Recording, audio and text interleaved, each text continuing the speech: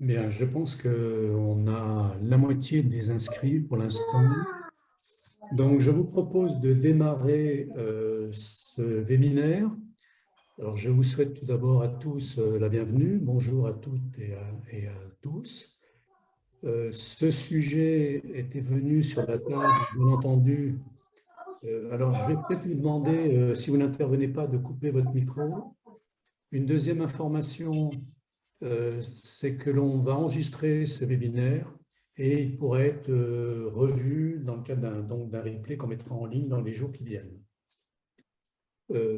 Ce sujet, le sujet qu'on a choisi aujourd'hui de traiter, celui de la réindustrialisation, est un sujet déjà relativement ancien pour nous, puisqu'on travaille à la réindustrialisation depuis plusieurs années. En tout cas, depuis que nous avons réorienté les travaux du GP41. Celui de la redirection écologique s'impose également par ce qui nous arrive depuis plus de 2 ans, que ce soit avec le Covid, maintenant la crise, la guerre en Ukraine. On voit que les sujets de préoccupation qui portent sur à la fois le sourcing, les matériaux, donc l'approvisionnement, et maintenant les pénuries éventuelles en gaz et en pétrole, voire en électricité, conduisent à mettre en avant cette redirection écologique comme étant consubstantielle d'une réindustrialisation réussie. Alors, je ne vais pas épiloguer davantage.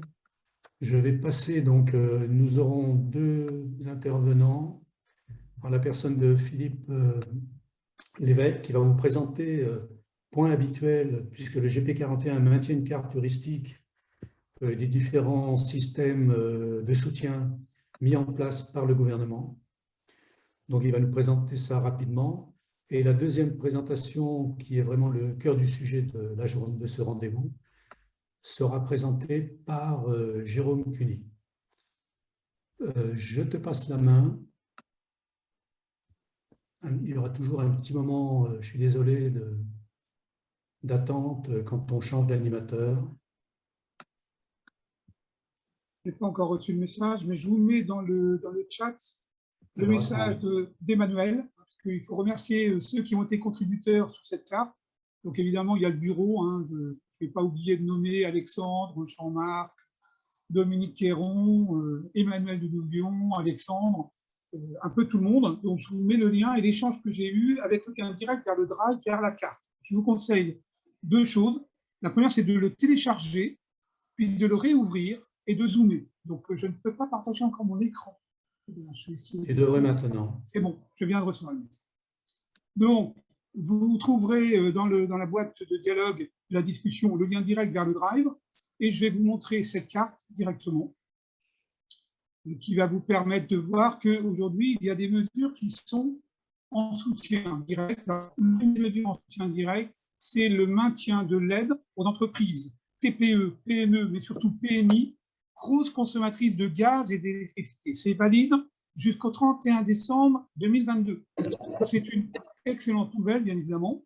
Nouvelle qu'il faut prendre pour ce qu'elle est, c'est-à-dire que vous devrez vous connecter avec vos identifiants professionnels d'entreprise et il y aura une redirection directement vers les nouvelles ou les nouveaux décrets que l'État promulgue de temps à autre.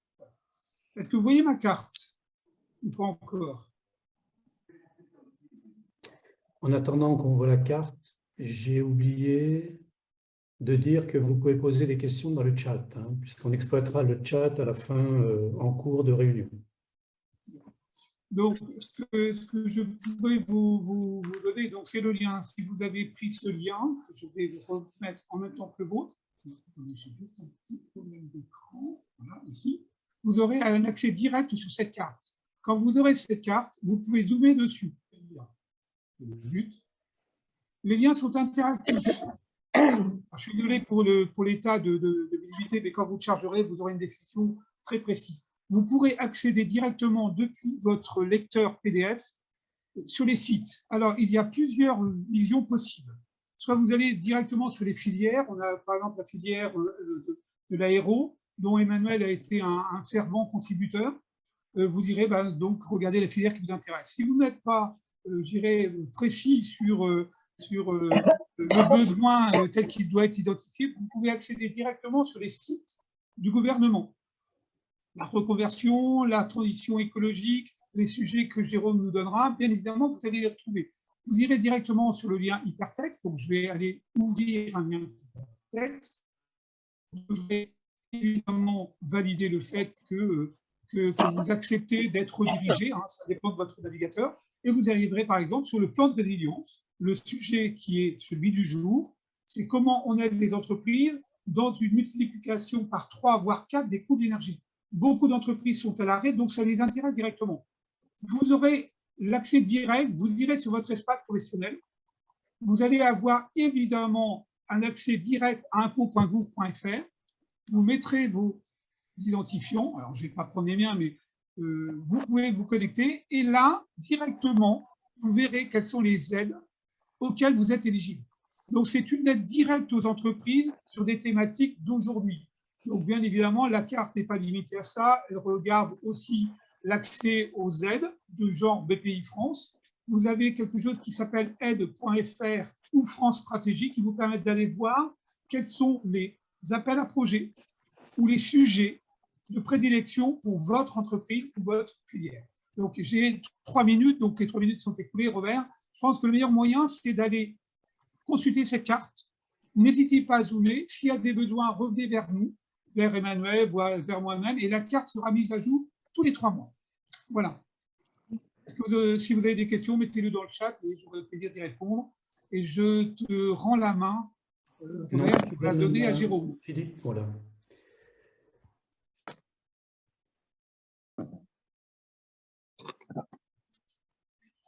Voilà, j'ai arrêté le partage.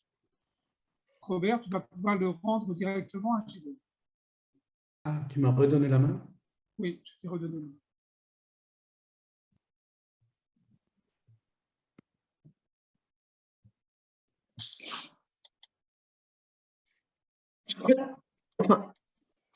Je suis désolé. Je vais te nommer animateur. Je viens de nommer Jérôme animateur. Ah, tu viens, oui. Oui, je viens de le faire à l'instant. Parce que Jérôme, ça fonctionne. C'est bon, je prends la main. Vous vouliez pas, il n'y avait pas un autre message avant, Robert? Non, non, je pense que le message d'avant, c'est celui de Jean-Marc tout à l'heure et celui de Robert qui l'a rappelé. Il y a aussi l'édition d'un livre qui va intervenir rapidement, qui va être une aide pour les entrepreneurs. Donc, c'est des entrepreneurs au sens premier, c'est-à-dire les gens qui sont dans le conseil. J'insiste là-dessus, toutes les aides sont bonnes à prendre. Jérôme, je profite quand même du micro parce que je ne suis pas coupé. Non. Je ne t'ai pas vraiment présenté, donc je pense qu'il est important que tu le fasses très rapidement avant de présenter ton sujet. Parfait. Bon, merci beaucoup, Robert, et merci au GP 41 pour cette opportunité de discuter d'un sujet qui me tient à cœur et qui prend pas mal de mon temps depuis 1 an et demi, de réfléchir à ce sujet de la réindustrialisation de la France. Donc, pour présenter très rapidement, mais je vous en dirai un peu plus sur ce que je fais actuellement. Historiquement, en fait, j'ai été chercheur sur des sujets océanographiques. Donc, le sujet climatique fait partie de ma vie depuis plus de 25 ans. Et ensuite, je suis rentré en France et je suis devenu entrepreneur, plutôt sur des axes développement durable et énergie. Et entre autres, dans ma dernière société, je faisais du conseil. Ah, il y a une résonance.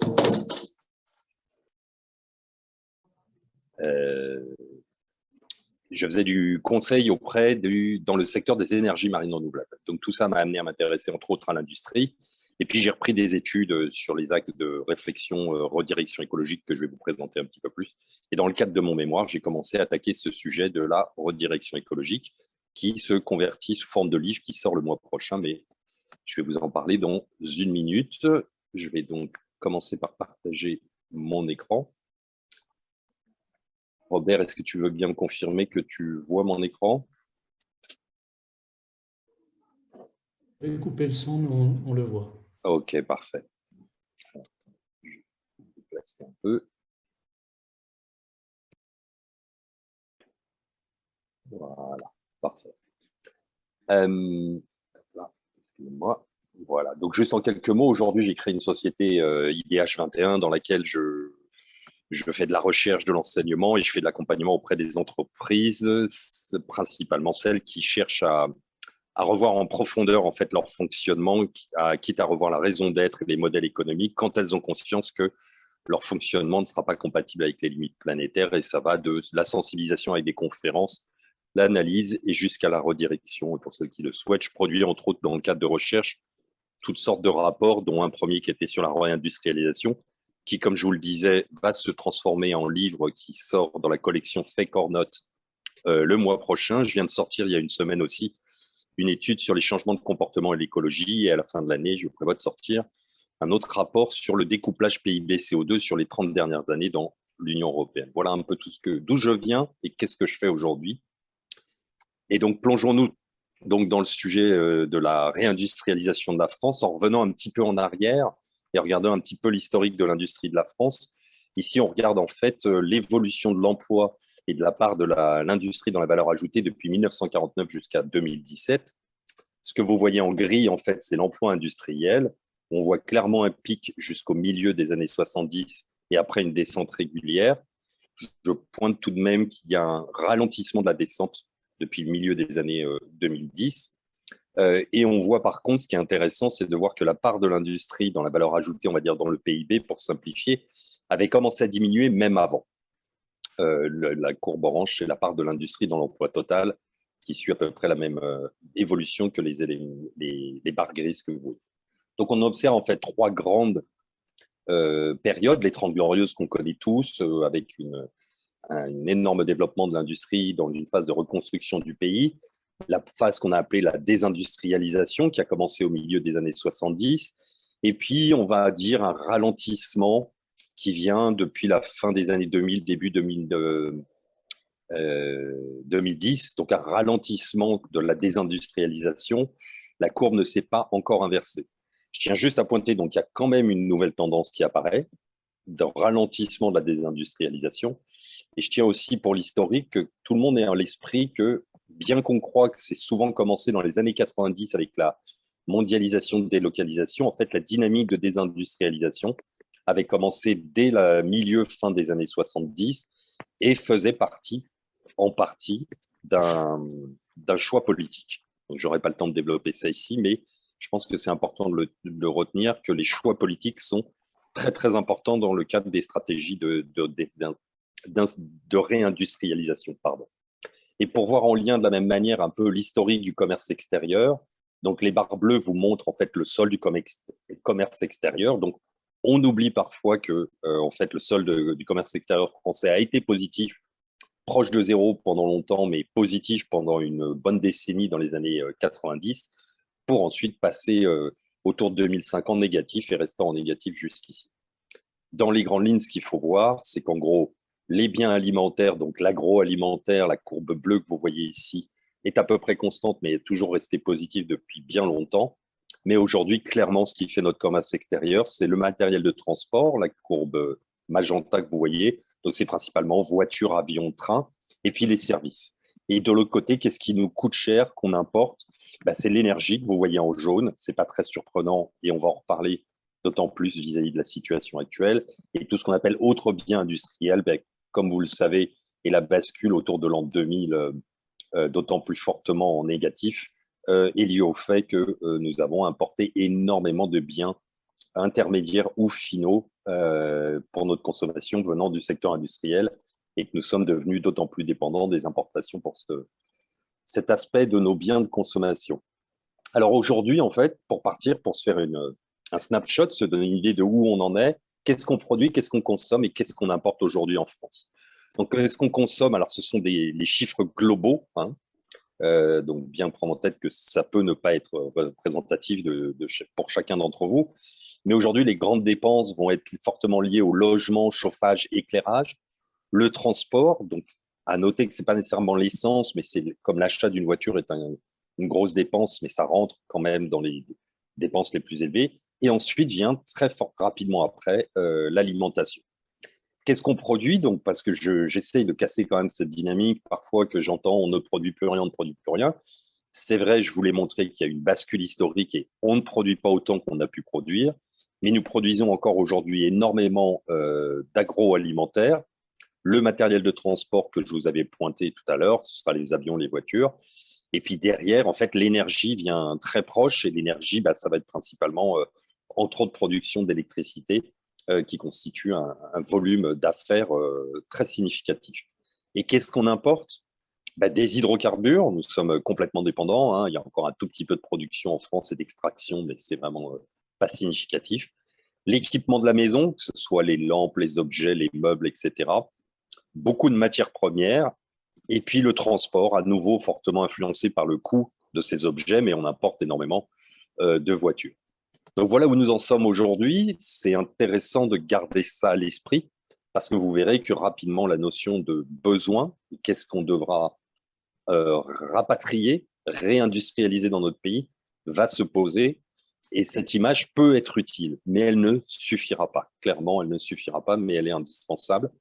Et il y a quelques études qui sont sorties, entre autres le Haut Commissariat à la planification a travaillé là-dessus et également Pricewater a également travaillé là-dessus et fait des études pour nous donner une idée de le niveau de dépendance en fonction des secteurs. Alors, la réindustrialisation, aujourd'hui, ben, on s'est pris en pleine face, si vous me permettez l'expression, l'importance de cette industrie et à quel point, en fait, c'était un enjeu d'indépendance. Je vais vous faire très vite parce que vous l'avez tous vécu comme moi. Là, on n'est pas dans l'historique.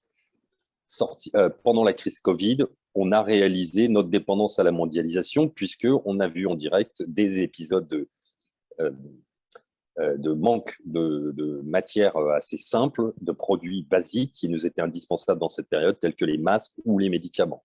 Sorti de la crise Covid, on se retrouve avec des grosses tensions sur les chaînes d'approvisionnement et le début de l'inflation. C'est-à-dire, on en parle beaucoup aujourd'hui, mais l'inflation avait déjà commencé.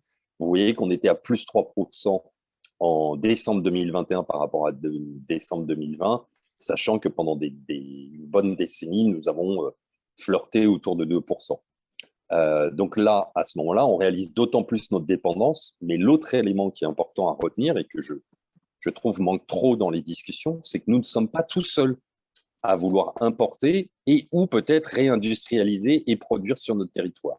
Mais là, dans cette période-là, c'est surtout le fait que nous sommes dépendants et que nous ne sommes pas les seuls, à être dépendants d'une chaîne mondialisée de production. Et puis finalement est vu s'ajouter au début 2022 la guerre en Ukraine qui, cette fois, a amené des tensions sur l'approvisionnement en énergie principalement fossile, avec une accélération de l'inflation, entre autres boostée par le prix de l'énergie. Et là, après avoir réalisé notre dépendance à la mondialisation, le fait que l'ensemble des pays du monde étaient dépendants de cette chaîne mondialisée, nous comprenons et réalisons également notre dépendance à l'énergie. Alors, juste, il y a quelqu'un qui a son micro ouvert et qui le touche. Si vous pouvez juste vous mettre en mute, s'il vous plaît, parce que c'est assez fort dans mes oreilles. Je vous remercie. Donc, en fait, la réindustrialisation est un vrai enjeu d'indépendance et quelque part, on l'a vraiment réalisé dans les 2 dernières années, comme Robert le disait en introduction. Alors, vient la question dont on rêve, qu'on souhaite, qui est de produire français. Parce qu'aujourd'hui, même dans le futur, c'est un élément, vous allez voir, qui va être très complexe. Aujourd'hui, même quand on parle de produire français, il faut avoir conscience que dans beaucoup de cas, on est au mieux sur des produits un peu complexes, sur de l'assemblage, et qu'en fait, la France est alimentée des 4 coins du monde pour fabriquer en France, quand ce sont pour finaliser des produits. Mais après, bien entendu, nous recevons aussi des produits finis qui arrivent en France. Donc, l'idée de produire français, en fait, est très compliquée. Et même quand c'est le cas, aujourd'hui, le Made in France est un concept qui est en fait très, très flou parce qu'il vous suffit d'assembler pour pouvoir indiquer le Made in France. Un label Origine France a été proposé qui suggère qu'il faut que 50% de la valeur ajoutée ait été effectuée sur le territoire. Mais à nouveau, ça devient un élément complexe. Est-ce que 50% ça suffit ou pas pour dire que c'est d'un produit français? C'est très compliqué. À garder en tête, parce qu'on a souvent l'idée que tout vient de Chine, le premier pays d'importation pour la France, c'est l'Allemagne. C'est important de garder ça en tête. Mais autre élément à garder en tête, c'est que si vous regardez les chiffres d'importation d'Allemagne, de la même manière, elle est fortement dépendante d'une chaîne mondialisée pour fabriquer des produits qu'elle va, soit des biens intermédiaires, soit des produits finaux, qu'elle va ensuite vendre et exporter en France. Donc en fait, tout le monde est intriqué dans une chaîne mondialisée dont on ne sait pas vraiment comment sortir. D'autant plus que la réindustrialisation, c'est aussi un enjeu environnemental non négligeable. Donc ici, je vous présente en fait les objectifs de réduction d'émissions spécifiques au secteur de l'industrie qui ont été fixés par la stratégie nationale bas carbone, la SNBC. Donc on voit que les émissions baissent depuis un moment. Il y a du progrès technique et technologique qui améliore l'efficacité énergétique et la décarbonation des industries françaises, mais également clairement une réduction de la production en France et de la fabrication de produits qui aide à cette réduction. Cependant, vous voyez que depuis 2015, nous nous sommes fixés des objectifs, les traits en pointillés rouges que vous voyez ici, et que nous n'avons pas réussi à respecter malgré cette descente, etc., qui d'ailleurs, comme vous le voyez, de la même manière que je vous disais, il y a une petite tendance à la réindustrialisation, un ralentissement en tout cas de la désindustrialisation. Les émissions arrêtent de descendre aussi fortement, sauf dans une année aussi forte que 2020. Retenez bien que cette chute que vous voyez à la fin se trouve dans la période du confinement, donc n'est pas vraiment représentative de la tendance actuelle. Donc on a un vrai challenge qui est un objectif de réduction des émissions de gaz à effet de serre et principalement de CO2. Et ça va même encore plus loin, c'est que ici je vous présente, et c'est important de faire la distinction entre nos émissions territoriales, c'est-à-dire tout ce qu'on émet en gaz à effet de serre par notre production sur notre territoire et qu'on consomme, ce que vous voyez en bleu dans les deux colonnes. Il y a en plus, bien entendu, ce que nous produisons et les gaz à effet de serre que nous émettons pour produire, mais que pour des produits que nous exportons. Et à côté de ça, l'empreinte carbone nous raconte une histoire un peu différente puisqu'on va considérer que les émissions associées à ce qu'on consomme sur notre territoire, donc ça va être ce qu'on produit et consomme sur le territoire, et ce qu'on importe et on consomme sur le territoire. Il faut avoir conscience que, en fait, les émissions importées représentent pratiquement le double de des émissions associées à ce que nous produisons et consommons sur notre territoire. Donc c'est énorme. La bonne nouvelle, une étude de Deloitte de l'année dernière nous explique que pour les industries les plus polluantes dans lesquelles on va avoir par exemple la sidérurgie, la verrerie, si nous rapatrions ces productions sur notre territoire avec autant que possible une électrification des procédés, on pourrait émettre 2 fois moins de gaz à effet de serre pour le même volume de production, parce que notre électricité sur nos territoires est fortement décarbonée par rapport à d'autres pays comme les pays de l'Est en Europe ou la Chine. Mais retenons quand même que, en même temps que nous avons désindustrialisé, nous avons délocalisé nos émissions, puisque la moitié de nos émissions sont dans nos importations. Je vous ai juste mis là pour exemple. Théoriquement, nous devons atteindre ce chiffre de 245 millions de tonnes de CO2 équivalent en 2030. C'est la barrière pour ces émissions territoriales, l'objectif que s'est fixé l'Europe et sur lequel va s'aligner la prochaine stratégie nationale bas carbone française. Ça peut paraître pas beaucoup par rapport à environ 300... pardon, je vous remets, pardon. C'est par rapport aux 400, mais vous voyez, le chemin est encore long. Parce que c'est par rapport à ce chiffre-là. Ce n'est pas juste les émissions territoriales, c'est aussi celles liées aux exportations. Donc le chemin est encore long, donc vraiment la réindustrialisation, aussi un enjeu environnemental. Donc vous le sentez venir, en fait, on est sur un enjeu très complexe sur cette réindustrialisation, avec des sujets liés à l'énergie. Et clairement, cette énergie, si on arrivait à l'électrifier, mais ce n'est pas simple, et on ne peut pas électrifier tous les processus d'industrie, entraîneront nécessairement des impacts environnementaux si elles sont liées à de la consommation d'énergie fossile. En plus, ce sujet est en tension. Nous arrivons à un pic de production sur le pétrole dans plein de pays producteurs. Nous le voyons en ce moment, il y a clairement des sujets géopolitiques. Et comme je vous le disais, électrifier tous les processus industriels n'est pas réaliste, en tout cas à court terme. De la même manière, les matières premières, on en parle un peu moins, mais on l'a découvert, c'est que nous en avons peu que nous utilisons directement provenant de notre territoire.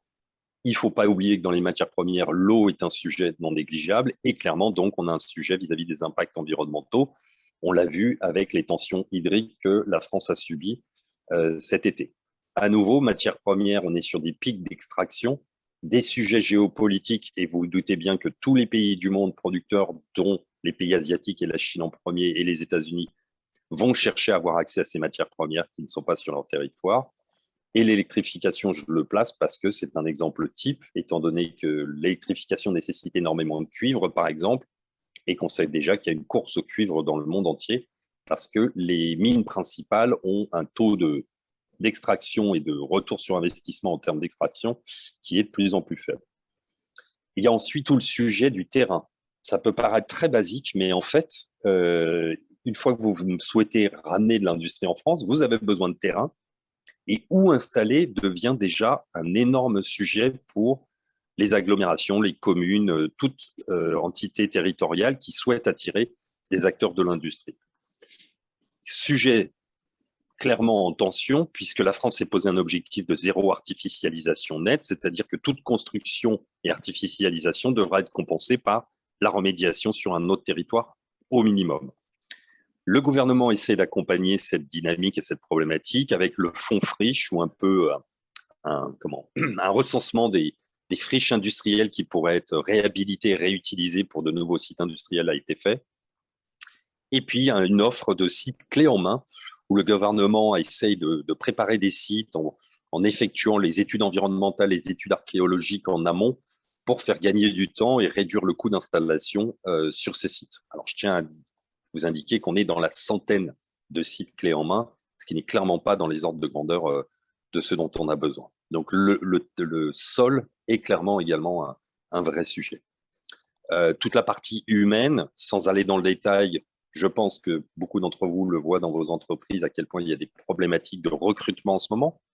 Si on part sur l'industrie qui a disparu un petit peu du champ des possibles dans l'éducation et même dans la culture, il y aura clairement comme dit souvent Anaïs Voigili, j'aime beaucoup l'idée de réenchanter l'industrie, c'est redonner envie aux jeunes de se lancer dans ce secteur avec tous les niveaux de compétences, que ça peut être au niveau cadre, mais également au niveau ouvrier qualifié, parce que c'est clairement pas un axe et des filières que nous avons valorisées dans les 30 dernières années en France.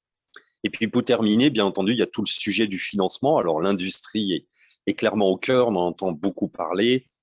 Tout à l'heure, Philippe a montré comment le gouvernement lance pas mal de choses. Entre autres, l'industrie, la réindustrialisation faisait clairement partie de France Relance pendant la période Covid, est en train de se fusionner doucement avec tout le programme France 2030. Et puis, vous aurez sûrement remarqué que la BPI fait énormément de communication sur le sujet de l'industrie et qu'elle souhaite accompagner tous les projets et sociétés qui visent la réindustrialisation en France. Donc, c'est un sujet complexe, enjeux environnementaux, humains et techniques également aujourd'hui. Comment pourrions-nous nous y prendre? Alors aujourd'hui, on veut plus d'autonomie. On l'a senti, entre autres, pendant la période Covid, toujours après avec les tensions d'approvisionnement. Mais on arrive un peu à une controverse, une dissonance. C'est-à-dire que d'un côté, nous voulons réindustrialiser, mais nous devons très, très fortement réduire nos impacts environnementaux. Oui, aussi sur notre territoire, même si l'industrie est encore... est beaucoup moins présente que dans d'autres pays. L'approche de la transition écologique, celle dont on entend beaucoup plus parler, va nous amener des solutions, va nous amener des idées, comme les sujets, l'approche de l'adaptation. Mais se reposer entièrement sur la transition écologique ne me semble pas aujourd'hui réaliste parce que c'est une approche qui se base sur le concept du découplage absolu. Donc, pour résumer, pour ceux qui ne sont peut-être pas familiers avec ça, c'est un schéma théorique que je vous présente ici. L'idée du découplage absolu souhaité avec la transition écologique, c'est l'idée que la croissance du PIB continue avec des impacts sur l'environnement qui soient complètement découplés et pas simplement un ralentissement, mais clairement une diminution. Et en fait, ça implique énormément de choses que je ne peux pas développer ici, mais il y a aujourd'hui un découplage, même absolu, en France et pour les pays de l'Ouest européen, mais qui est tellement faible qu'il nous permettra nullement d'atteindre aucun des objectifs qu'on s'est fixés, que ce soit en termes d'émissions de gaz à effet de serre ou d'impact sur l'environnement. Nous ne sommes pas du tout dans les bons ordres de grandeur. Donc oui, la stratégie d'adaptation sera utile, oui, la stratégie de transition écologique sera utile, mais nous ne pouvons pas uniquement nous reposer là-dessus dans l'idée de réindustrialiser tout en réduisant nos impacts environnementaux. Et donc, je vais me permettre d'ouvrir une autre voie, une autre idée dont vous avez peut-être entendu parler et qui, je pense, résonne d'autant plus avec tous les discours depuis la fin de l'été sur toutes les notions de sobriété. Ça a même été, vous l'avez entendu, jusqu'à des déclarations de rationnement potentiellement qui pourraient affecter l'industrie. Mais malheureusement, aujourd'hui, on subit. C'est-à-dire qu'il n'y avait pas de préparation, donc aujourd'hui, on subit. La redirection écologique peut être utile parce que par rapport à la transition écologique, elle ne pousse pas seulement à revoir les moyens. Donc, transition écologique, c'est nous remplaçons les voitures à moteur thermique par des voitures électriques. Mais la redirection nous amène même à repenser la finalité de nos productions. Et comme vous l'avez compris, imaginez que nous pourrons rapatrier tout ce que nous importons et le produire en France n'est pas réaliste. Et je ne parle même pas du financement et autres, je parle juste si nous conservons un objectif d'avoir un impact réduit sur l'environnement, par exemple. Et donc, il faudra nécessairement faire des choix. Lesquels, ce n'est pas moi de le dire. Comment en décider? Il y a des pistes de réflexion lancées aujourd'hui, mais quelle production relancer? Et nécessairement, dans l'autre sens, il va falloir se poser la question de quelles activités abandonner. Et ça, ce n'est pas une dynamique auquel on est habitué aujourd'hui, puisque on a toujours été dans le toujours plus. Renoncer à certaines activités, très bien, existantes ou même à venir. Je vais poser un peu de controverse. Est-ce qu'il faut déjà réfléchir à la 6G pour la téléphonie mobile? C'est une question que je pose. Mais si on en vient à renoncer, comment accompagner le renoncement? Parce qu'au-delà de la technique et des objets et des infrastructures, il y a des personnes derrière et des humains qui travaillent dans ces secteurs et dans ces usines. Et il faut clairement le prendre en compte. Et croire qu'on va transposer juste des personnes d'une usine à une nouvelle autre qui a été choisie et décidée comme étant une production essentielle, c'est tout sauf magique et il faut clairement y travailler et le planifier. De la même manière, comment accompagner la fermeture, tous les aspects techniques, les infrastructures, et gérer l'héritage de ces activités abandonnées. Parce qu'en fait, ces sites industriels vont venir avec leur lot d'infrastructures rouillées, potentiellement de sols pollués. Et à ce moment-là, l'entreprise peut peut-être prendre complètement à charge ou disparaître, comme on l'a vu malheureusement dans l'histoire. Et ça devient alors ce qu'on appelle un commun négatif, c'est-à-dire quelque chose dont on a tous la responsabilité, mais au lieu de nous apporter des avantages, c'est un commun négatif, mais il faut quand même qu'on s'en empare parce qu'il a un impact sur notre environnement. Et donc aujourd'hui, moi, ce que je suggère, c'est qu'on ait une vision beaucoup plus systémique et qu'on parle en fait de relocaliser plutôt que juste réindustrialiser. Et donc, je vais vous dire dans ma slide suivante ce que j'entends par relocaliser. Clairement, le centre de cette approche, qui est liée à la réindustrialisation, mais pas que, parce qu'elle nous oblige à prendre du recul sur ce que veut dire la réindustrialisation, nécessitera une implication beaucoup plus forte de toutes les parties prenantes, que ce soit les salariés, mais également les fournisseurs en amont et les clients. Donc, c'est ce qu'on retrouve en partie dans ce qu'on appelle l'économie de la fonctionnalité et de la collaboration, où clairement une entreprise, de façon encore plus forte que ce qu'a pu essayer de porter la RSE en termes de responsabilité sociale, c'est devenir clairement un acteur dans un réseau qui implique énormément de parties prenantes. Il va falloir définir des besoins, comme je vous le disais aujourd'hui, que ce soit en termes d'énergie, de matières premières, de sol, de compétences, nous ne pourrons pas produire tout ce que nous achetons. Donc, il faudra nécessairement définir nos besoins pour faire des choix qui seront sûrement moindres. Espérer avoir autant de choix dans tout le type de produits qu'on a aujourd'hui et les produire sur notre territoire n'est pas réaliste. Il y a clairement l'envie aussi d'une production plus locale, au-delà de l'aspect technique, humain et autres. Il y a clairement une envie d'une production plus locale. Nécessairement, toutes les régions ne pourront pas tout produire, donc il y aura besoin d'une coordination nationale si on arrive avec des productions plus spécialisées par région, ce qui existe déjà en partie quand on pense par exemple à l'aéronautique dans le sud-ouest d'un côté, ou historiquement l'automobile dans le nord-est de la France. Et il y a nécessairement une dynamique à piloter pour essayer d'élargir ça à tous les produits dont on considérera qu'ils sont des besoins essentiels. Pardon. Après, sur un aspect plus technique, technologique, décider comment produire et quel type de produits fabriquer. Donc, avoir en tête des concepts comme la low-tech, et moi, je préfère parler plus souvent de juste tech, dans le sens ne pas complètement opposé à la high-tech, dans le sens où, par exemple, sur les produits médicaux, sur les appareils médicaux, nous aurons peut-être envie d'avoir de la très haute technologie parce que nous améliorons constamment et avons envie d'améliorer constamment notre détection de maladies.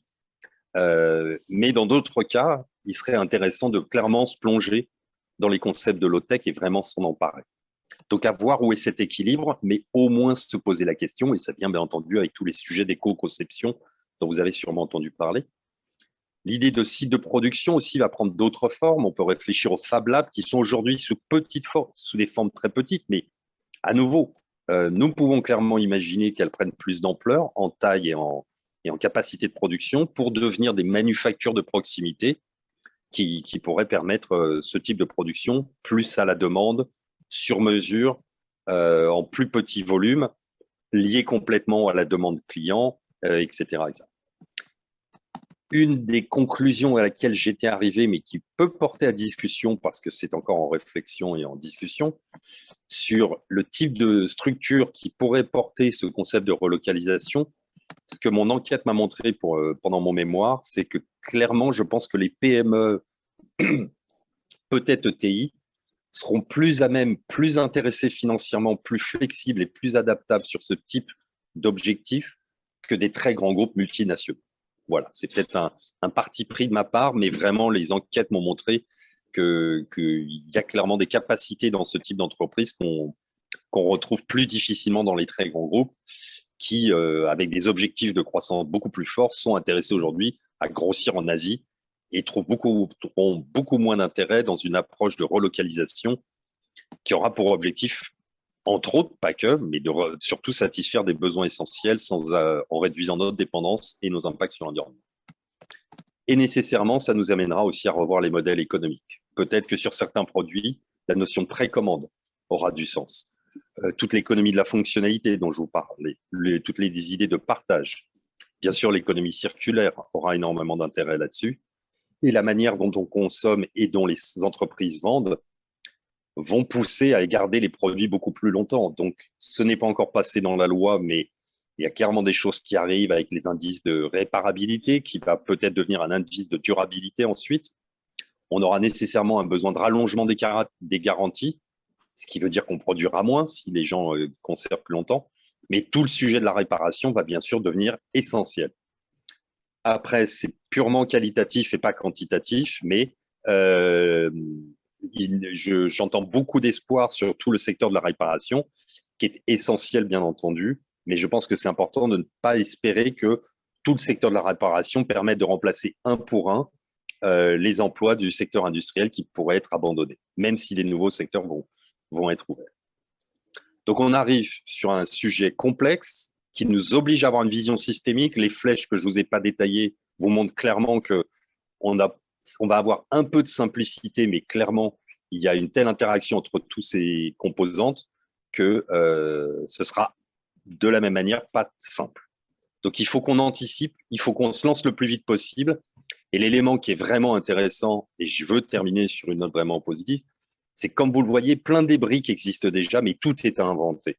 Et donc, j'ai tendance à penser que les personnes qui nous écoutent aujourd'hui, si elles ont un lien historique avec les arts et métiers, auront un rôle essentiel à jouer parce qu'il va falloir comprendre les mécanismes de l'industrie, mais essayer d'avoir des visions systémiques de son ensemble pour pouvoir porter des projets ambitieux qui soient à la hauteur de nos besoins, de plus d'indépendance, autonomie et de réduction des impacts environnementaux.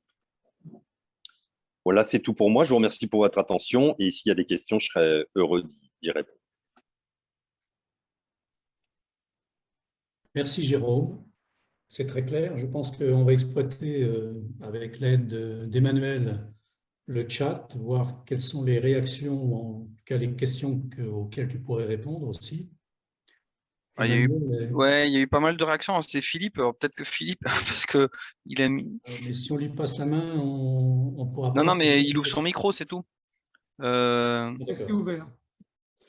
Par rapport à ce que tu dis, habitude de consommation, enjeux, solutions, propriété, usage, service.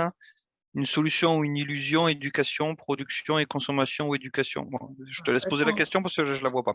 Ben, en fait, la question, c'est le schéma. Est-ce qu'aujourd'hui, il faut consommer pour exister ou est-ce qu'on doit penser la juste consommation, c'est-à-dire ne produire que ce qui a été précommandé ou que le besoin? Et est-ce qu'il ne faut pas changer l'éducation aussi en disant ben, il faut peut-être penser plutôt impact économique, mais aussi impact social, sociétal et évidemment enjeu de l'environnement. Ça, c'est l'éducation qui va nous dire. On est dans une société de consommation, donc c'est compliqué aussi. Le changement, ça va être changement d'habitude. Clairement, propriété, deuxième, usage, troisième, service. Qu'est-ce qu'on va acheter demain? Parce qu'on n'achète qu'un service. Alors, je ne suis pas sûr exactement quelle était votre question, mais si vous vouliez dire que oui, ça va nécessiter, et je ne me suis pas lancé dedans, mais j'en l'ai mentionné au début, j'ai sorti une étude ce mois-ci sur les changements de comportement, parce que clairement, c'est un sujet. Clairement, tout ce système que je vous ai décrit est poussé d'abord par une consommation finale, entre autres, hein, pas que, mais fortement par une consommation finale.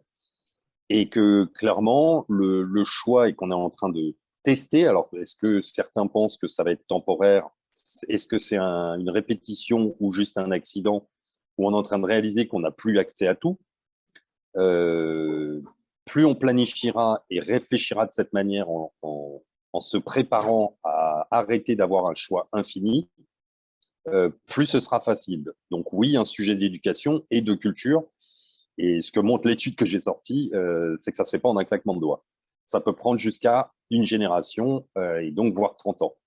Et malheureusement, ce qui peut se présenter, c'est qu'on le subisse parce que on le subisse par des événements comme ceux qu'on subit en ce moment, Covid, sortie de Covid et guerre en Ukraine. Donc c'est un vrai challenge et là aussi, il y a plein de choses à inventer pour essayer d'entraîner la population et qu'aujourd'hui, les mots de sobriété sortent de la bouche de nos dirigeants, mais moi, j'attends toujours qu'ils expliquent aux gens comment faire. Et qu'est-ce que ça veut dire pour eux, sobriété? Ça manque un petit peu de clarté. Et je pense qu'il faut que la population s'en empare et s'approprie ce mot pour comprendre ce qu'il veut dire et qu'est-ce qu'il veut dire pour elle. Parce que sinon, ça viendra juste d'en haut et on ne sera sûrement pas satisfait. Donc, c'est un nouvel exercice que la population doit mener, je pense. Si ça répond à ma question, c'est agir pour ne pas subir. Exactement. Emmanuel, oui. Alors, il commence à y avoir des réactions. Est-ce que, Jérôme, tu saurais rappeler les objectifs politiques de la relocalisation? Est-ce que tu as des réponses à ça? Alors, ça dépend de ce que vous appelez politique, parce que qu'est-ce qui est actuellement en cours, visé par le gouvernement, ou moi, ce que je mets comme aspect politique là-dedans? Parce que sur l'aspect politique au sens pur, pour moi, ce que vous entendez, en fait, l'implication de toutes les parties prenantes, c'est que clairement, je pense que pour aller d'autant plus vite, pour le lier à ce changement de comportement, d'habitude de consommation et autres, je pense qu'une implication d'un maximum de parties prenantes à chaque projet d'industrialisation, de réindustrialisation, sera essentielle. Donc moi, j'appelle ça en partie un projet politique. Oui, la relocalisation est un projet politique en soi. La personne qui pose la question dit politique pour la France et l'Europe, au niveau de la France et de l'Europe. Après, on peut parler d'autonomie, d'indépendance, etc. Est-ce que ça, la personne le met dans l'aspect politique? Je ne suis pas sûr, mais je pense que oui. Et malheureusement, aujourd'hui, la stratégie n'est pas très coordonnée, comme on l'a vu malheureusement sur les manques d'énergie, où en fait, bien qu'il y ait eu un peu de discussion, chaque pays s'est un petit peu débrouillé dans son coin pour remplir ses réserves de gaz, par exemple. Donc, il y a clairement aussi sur l'industrie des choses à faire et à travailler au niveau européen, parce que ça va être un vrai sujet où les deux autres grands pôles, on va dire Amérique du Nord et Asie, sont clairement lancés et l'Europe est un petit peu à la peine. Sachant que je pointe, si vous avez le temps d'aller voir, par contre, elle y réfléchit. Ça ne veut pas dire qu'elle agit encore, mais elle y réfléchit. L'année dernière, est sorti des bureaux de prospective de l'Union européenne un rapport sur l'industrie, mais 5.0 déjà, qui est assez aligné avec ce que je viens de vous décrire, avec beaucoup plus une réflexion sur les besoins et pas juste sur la production en volume. Alors, une autre question, c'est que pensez-vous du Green Deal européen? Un point concerne justement le découplage entre émissions et économie. Est-ce une chimère? Alors, j'ai amené des slides de backup. Donc, le Green Deal européen est basé sur le concept de transition écologique. Comme je dis souvent, il ne faut pas tout jeter à la poubelle. Je vais vous glisser, ayant discuté avec une assurance, une grosse assurance dont 50% de son chiffre d'affaires vient des voitures, par exemple, de l'assurance auto, ils se préparent déjà au fait qu'il y aura moins de voitures. Donc, ils réfléchissent à de nouveaux modèles économiques. Parce qu'ils ont conscience que nous n'allons sûrement pas, vraisemblablement, remplacer chaque voiture thermique par une voiture électrique. Mais si nous gardons des voitures, autant qu'elles soient électriques. Bon, là, je pourrais sûrement avoir plein de débats avec des ingénieurs qui savent mieux que moi, mais donc la transition écologique, je ne gêne pas tout. Par contre, croire qu'on va compter là-dessus, ça n'est pas réaliste aujourd'hui. Donc, si je peux vous retrouver,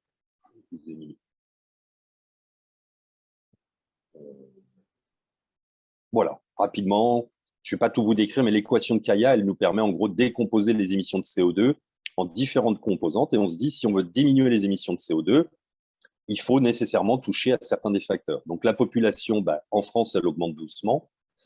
Le PIB par habitant, donc en gros, c'est notre croissance, elle tourne autour de 1% dans les 10 dernières années. Et ensuite, vous avez les deux facteurs sur lesquels on voudrait jouer, qui sont l'efficacité énergétique, mais qui baisse, vous le voyez, à des rythmes très faibles, et la baisse du contenu en carbone de l'énergie. Ça, c'est la baisse sur les 10 dernières années, moins 0,8%. Comment est-ce qu'on va atteindre moins 4% de baisse d'émissions de CO2 avec des chiffres pareils? Moi, je ne sais pas faire. Donc aujourd'hui, le Green Deal, si on ne compte que là-dessus, c'est impossible d'atteindre ce rythme qui nous permettrait d'atteindre les objectifs, en sachant qu'on a remonté les objectifs, puisque l'Europe a voté un objectif de moins 55% de baisse des émissions de gaz à effet de serre en 2030 par rapport à 1990. Donc ça nous amenait pour la France à un rythme, on était avant un rythme pour moins 40% de moins 3% par an. Là, on est à plus de moins 4% par an pour atteindre moins 55% en 2030. Donc, il faut atteindre des rythmes d'efficacité énergétique et de baisse du contenu carbone de l'énergie qui ne sont pas du tout dans notre tendance. Donc, il peut y avoir le miracle technologique, il n'arrivera pas dans la décennie, parce qu'il faudrait que la technologie existe déjà aujourd'hui pour qu'elle soit diffusée. Donc, ne comptez que sur une approche transition écologique en espoir un découplage. En tout cas, moi, sur les 10 années qui viennent, je n'y crois pas du tout. Pour être un peu plus fort que ce que je l'ai dit tout à l'heure en disant très, très peu probable, moi, je n'y crois pas du tout et on va être obligé de faire des choix. Malheureusement, comme on n'a pas voulu le faire, là, on arrive à des accidents et des situations qui nous obligent à en faire. Autre question, donc qui doit prendre les décisions sur la redirection? La vision doit être systémique, ce qui ne va pas avec les démarches de décision politique qui sont plus électoralistes et idéologiques. Oui. Qu'est-ce que je Alors, c'est qui doit prendre les décisions sur la redirection? Oui, aujourd'hui, je vous l'ai mis là quand j'ai présenté. Allez voir France 2030. Pour moi, je ne vais pas vous mentir, moi, ça me choque un petit peu. Le gouvernement, en nous expliquant quels sont les 10 points d'objectif pour la France en 2030. Sur le principe qu'un gouvernement porte une vision pour le pays, on ne peut que soutenir cette idée. Il faut avoir des visions, il faut se projeter au-delà de l'année suivante et des élections suivantes pour répondre à la question du participant. Mais aujourd'hui, regardez les 10 points poussés, que ce soit l'avion bas carbone, tout ce qui est exploration des fonds sous-marins, etc. En étant cool, je vous dirais qu'il y a seulement un tiers des points de cet objectif, de ces 10 objectifs, que je ne trouve pas pertinents du tout. Quand je suis un petit peu énervé, je vais vous dire qu'il y a au minimum la moitié qui n'a pas de sens. Économiquement, technologiquement, en accès aux ressources, en fait, on est toujours sur des objectifs de toujours plus. Et j'ai envie de vous dire, et on est en train de le sentir en ce moment, va falloir réfléchir besoin. Il faut arrêter de réfléchir à être les premiers à avoir l'ordinateur quantique, par exemple. Je ne dis pas qu'il faut jeter par la fenêtre la recherche sur ce sujet, mais en faire un objectif principal de notre pays, moi, je ne suis pas convaincu. Je pense qu'on a des enjeux beaucoup plus sérieux et importants et urgents que ça. Donc, j'aimerais que oui, la population soit beaucoup plus impliquée dans cette réflexion sur de quoi on va avoir besoin, mais ça vient avec une vision du pays. Donc, on peut dire qu'elle est transmise par le biais des élections. Je pense que c'est un sujet là tellement important que trouver des moyens comme des équivalents de la Convention citoyenne pour le climat pourrait être une approche à imaginer et à considérer. Alors, autre question, un peu concernant le découplage PIB, émissions des gaz à effet de serre, quels sont les leviers les plus pertinents? Ben, je vous ai montré l'équation qui donne les pistes.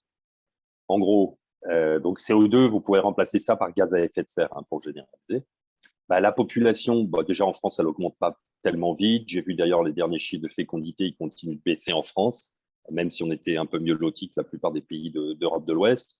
Bon, à part si vous voulez diminuer fortement la population, on ne va pas jouer sur ce facteur. Celui-là, c'est le plus controversé. Je ne me lance pas, on n'est pas dans un groupe d'économie, mais si ça vous dit discuter un jour, je serai complètement ouvert. Moi, je pense que malheureusement, ça ne plaît pas à beaucoup de gens, mais on ne pourra pas échapper de toucher à celui-là, c'est-à-dire le PIB. Donc, on utilise le mot obus qui fait peur à beaucoup de gens de décroissance, mais je ne comprends pas le discours que j'ai entendu la semaine dernière de « on va faire de la sobriété ». Ça ne veut pas dire qu'il faut nécessairement baisser le volume de production.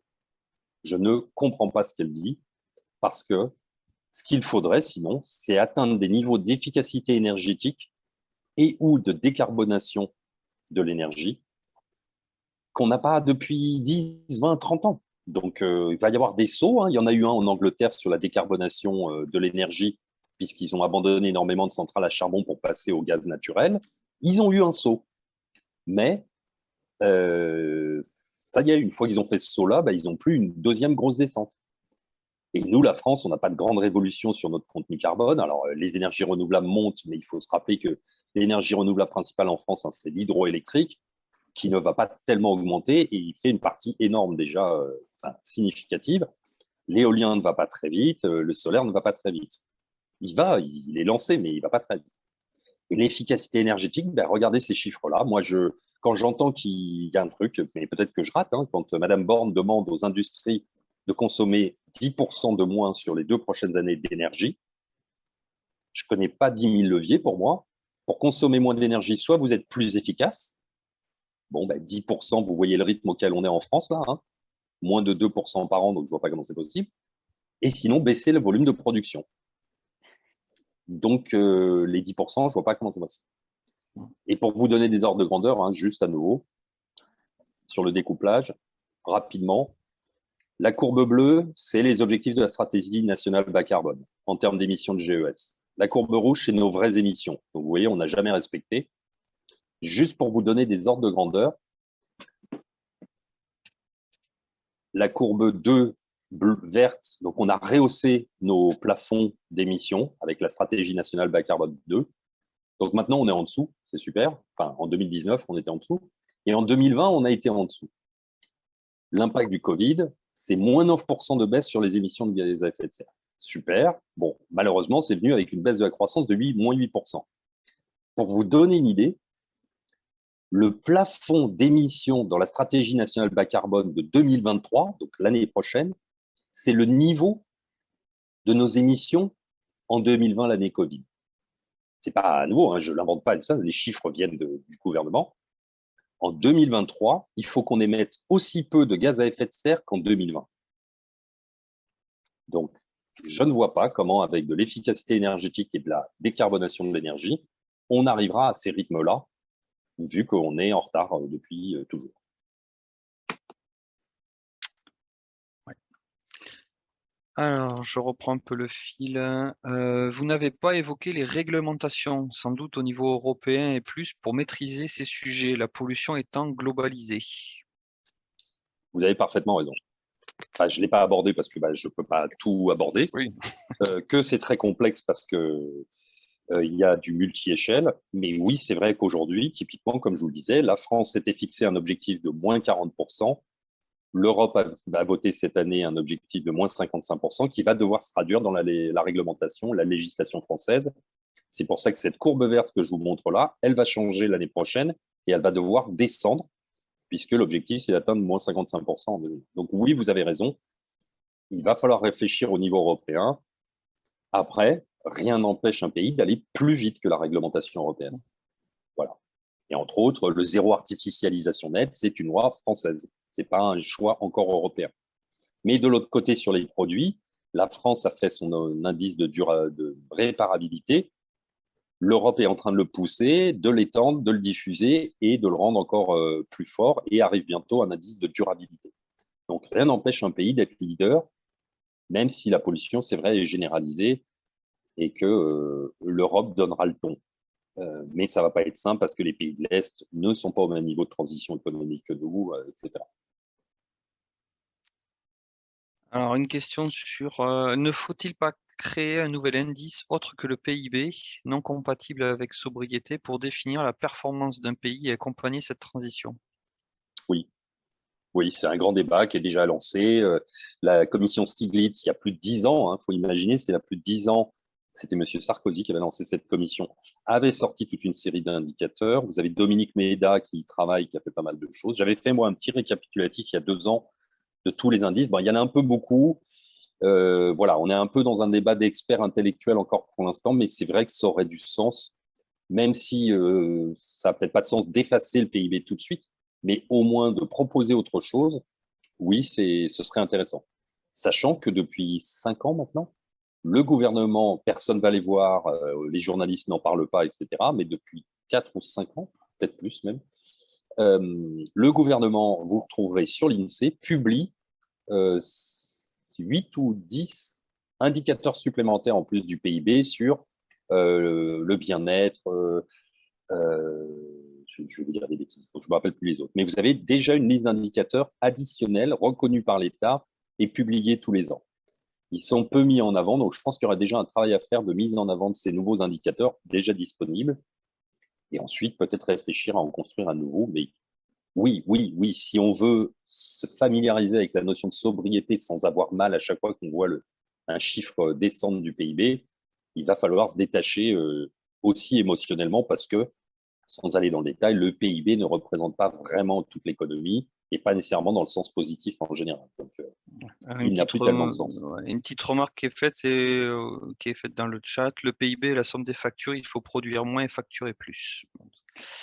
Eh ben, c'est dans l'équation de Kaya, c'est exactement ça qui vient avec tout l'aspect économie de la fonctionnalité, du partage, etc.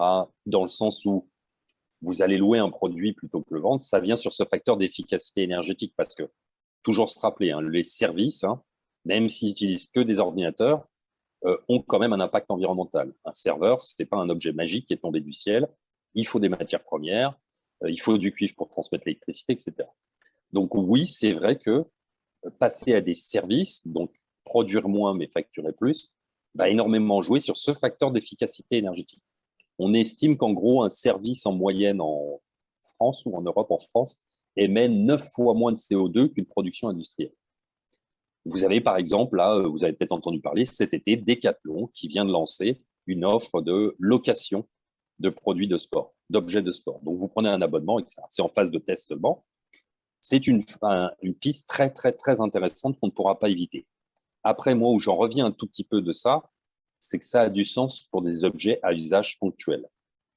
Dès que vous arrivez à des choses d'utilisation plus régulière, il y en a certaines qui pourront être mises en commun. Peut-être que comme aux États-Unis, on viendra à force dans les bâtiments à une salle de machine à laver au sous-sol. J'ai connu ça, moi, aux États-Unis, c'était rien de choquant. On le voit souvent dans les séries télé. C'est vrai que ce n'est pas du tout dans notre culture, mais voilà, ça serait une mise en commun qui permettrait d'avoir à moins produire de machines à laver. Mais après, il y a toute une série de produits où il faut faire attention de ne pas basculer dans le leasing dans tout. Ce qui peut être intéressant peut-être sur la voiture. Au passage, le leasing des voitures, les gens, une partie des utilisateurs de ce système l'aiment beaucoup parce que ça leur permet de changer souvent de voiture, donc ce n'est pas nécessairement vertueux. Et en plus, vous ne voulez pas non plus que tout le monde devienne loueur de tous les objets parce que ça veut dire que le moment où vous ne pouvez plus payer, on peut vous les retirer. Ce qui est un gros problème aux États-Unis, où ça n'a pas été fait dans un objectif environnemental, mais où la location de tout est tout un business.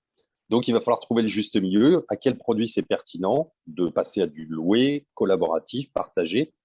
qu'est-ce qu'on peut faire pour les produits qui sont à usage très régulier? Ben là, il y a peut-être à jouer sur la durabilité et le moindre renouvellement. Et donc, ça veut dire en amont une production plus faible. Donc oui, il y a un équilibre qui peut être trouvé, sûrement.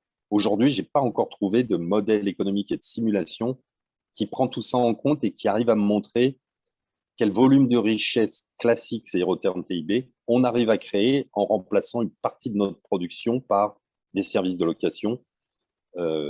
Ça manque un petit peu ce travail, je crois. Après, j'ai pu toujours le rater. Alors, on a dépassé un peu l'heure, donc Robert me dit une dernière question. Alors, il y en a quelques-unes, je la prends au hasard, je suis désolé pour les autres. Que pensez-vous du discours et objectif d'Ursula von der Leyen sur la promotion de l'hydrogène vert? L'hydrogène, tous les gens sérieux ont déjà dit, même ceux qui le promeuvent savent que son usage sera pour des déplacements de gros objets. Donc, ça va être super tanker et potentiellement camion et peut-être train. La voiture à hydrogène a déjà été abandonnée par la plupart des acteurs du secteur. Il faut avoir conscience que RTE lui-même, à nouveau, ça ne sort pas de mes petites recherches à moi, RTE, donc le responsable du réseau de distribution d'électricité en France, quand il suit la stratégie nationale bas carbone, nous présente une stratégie avec différents scénarios possibles.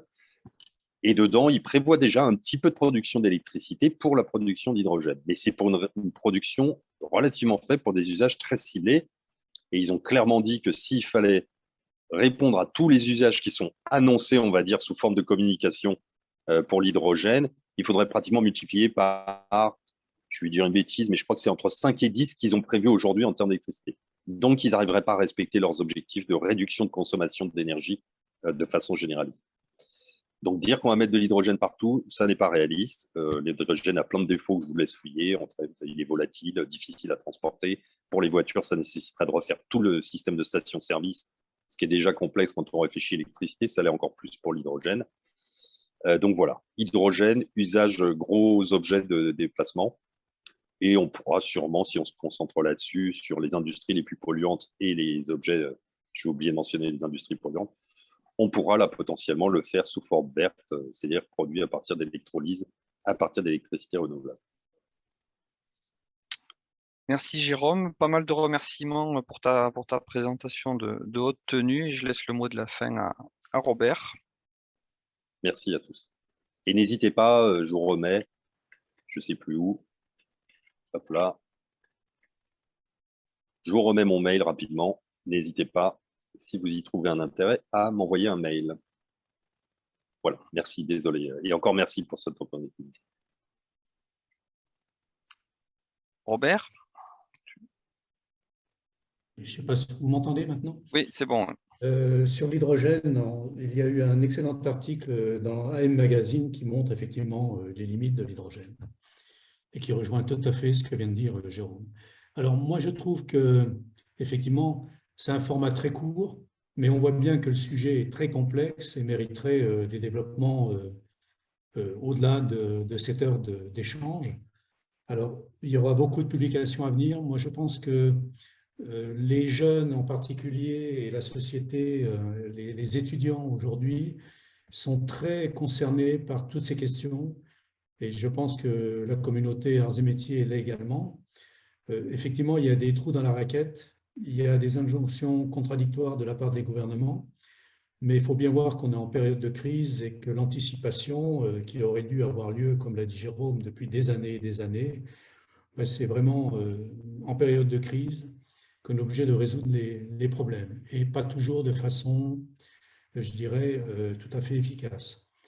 Donc, je vous invite au prochain rendez-vous qui aura lieu en décembre, certainement le 21 ou le 22 décembre. La date peut changer dans la mesure où cela dépendra également de notre intervenant.